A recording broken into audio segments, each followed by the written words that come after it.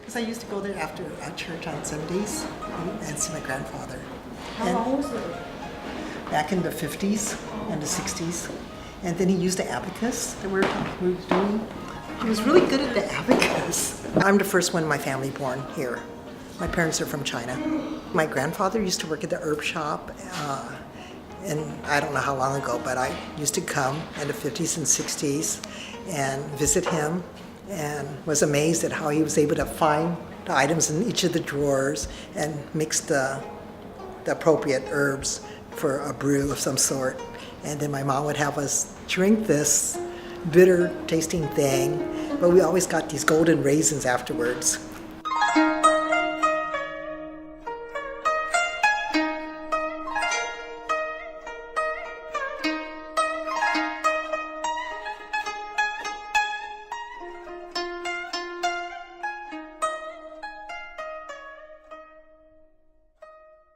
My name is Donna. I'm a docent with the Chinese American Museum. By giving the tours to students and also many times to adults, I can help with that experience because myself, I'm a Chinese American. I was born here. My grandfather came here almost 100 years ago. So I have a long history in my family, and that I wish to share with other people and hope they can learn. After the railroad closed, Chinese men still stayed, got involved in other businesses at the time, fisheries, agriculture, laundry, restaurants, and also building roads and a lot of hard labor work, which nobody wanted to do at the time. A lot of the non-Chinese workers did not like the Chinese essentially taking jobs away from them, willing to do the work for less money, and they wanted to stop Chinese immigration, which happened in 1882. So Congress voted to have Chinese immigration stopped, and that Chinese people here were not able to become citizens. My great-grandfather came to America when he was 14, and he tried to make money with the gold rush, and he didn't succeed, but he made money. And he actually opened a store in original Chinatown. This is the grant deed that my great-grandfather, in 1911, he paid $10 to buy the lot in order to build his store in Chinatown.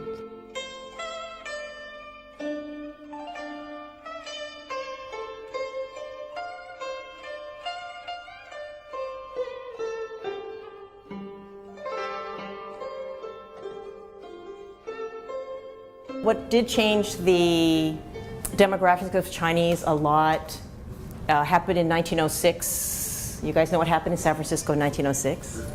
Yeah, most of the damage at the time was due to the fire, more than from the earthquake itself. It was the fire. So what changed for a lot of Chinese who are here today, including my family, was that in 1906 in San Francisco, the Hall of Records at the time, everything in there was burned down. So all birth certificates, death certificates, marriage certificates. So there was no records of those at the time.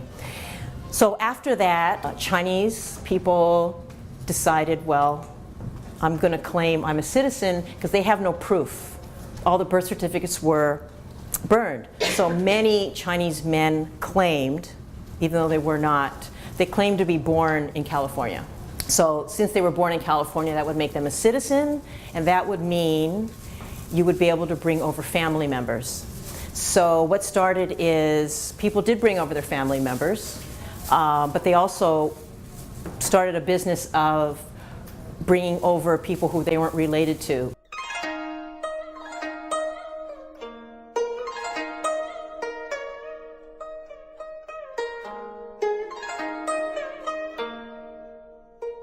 So these are coaching papers, and coaching papers arose through the paper son and the paper daughter phenomenon. In order to prove that you were related to family members or U.S. citizens, you had to answer all these questions at Angel Island. They weren't easy questions. They were about the makeup of your family in China. They were about how many doors down was the bakery from your house that you lived in. They were about how many windows were in your house. They were very, very, very detailed questions, many, many, many questions. And so coaching papers were smuggled out of Angel Island back to China so that when people were trying to come here on a boat to the US to prove that they could live here, they had to memorize all the details on these papers. So sometimes they would fold up the paper so small that they could put it inside an orange peel because they didn't want to be caught with them.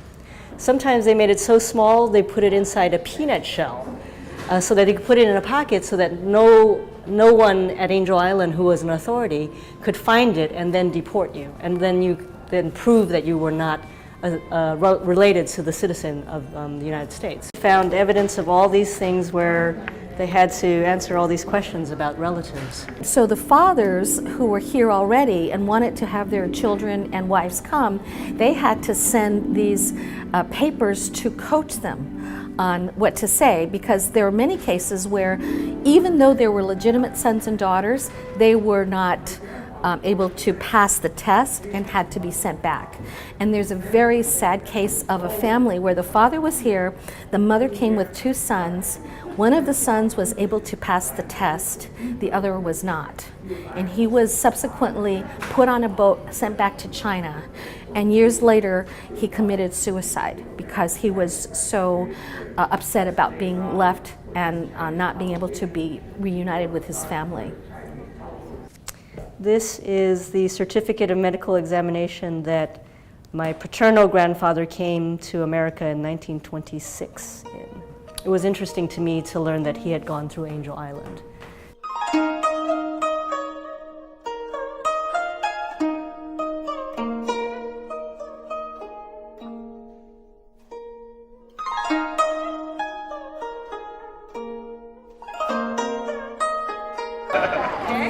Judy, Michelle. I don't think I will remember you later. My name is Sue Ellen. And don't expect you to remember me either. So. Yeah. Okay. Thank you so much. Yeah. I work here at the Pueblo de Soco. You come here as a volunteer. So I can learn more about my heritage and what my people think. Great. And then where your family came from originally? They came from Guangdong. Guangdong? Okay. How about you? Taiping, Yeah, same here. Parents are China. Okay. Oh, same, yeah. China. Oh, I'm Korean. Korean. Okay. But apparently my great ancestor was Chinese, so some connection there. But we're all here American, right? How about you?